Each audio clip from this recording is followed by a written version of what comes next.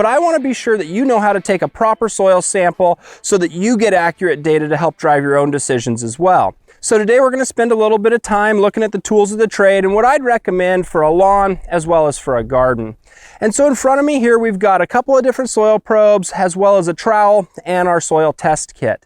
So when I'm in a lawn setting like this, I'm typically going to not even consider using that trowel, and that's especially true if you've got a thick thatch layer. Now we don't have that here, but I can get a much more representative sample and a lot of subsamples without making a mess using a smaller probe.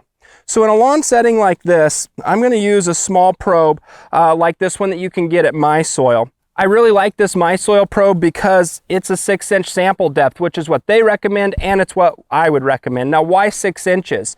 That top 6 inches of our soil profile is going to be where our nutrients are most concentrated, and more importantly, where our roots are most concentrated. So I want to sample in that root zone. So this is MySoil probe is nice. Now, in conjunction with this small stainless steel probe, I always like to have a stainless steel screwdriver or some other stainless steel tool to help me get those plugs out when it is time.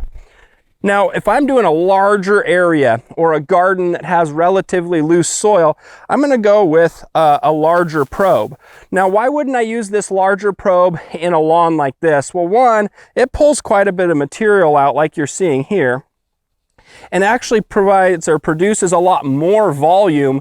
And so why do I prefer this smaller probe as opposed to this one? This one would get it done faster for sure, but using the smaller probe forces me to take more subsamples and get a better representation of the overall lawn as opposed to just a couple of spots. So we're always going to recommend a minimum of 5 to 7 subsamples. That'll give you enough volume, but I'm going to err on the side of more subsamples typically and try to get 10 or 12 just to get a good representation of the whole lawn.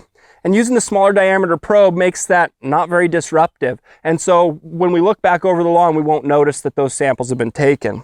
I'm going to go ahead and do a zigzag kind of randomized pattern, sample this and show you sample preparation and getting it ready to put in that mailer and ship off to the MySoil lab.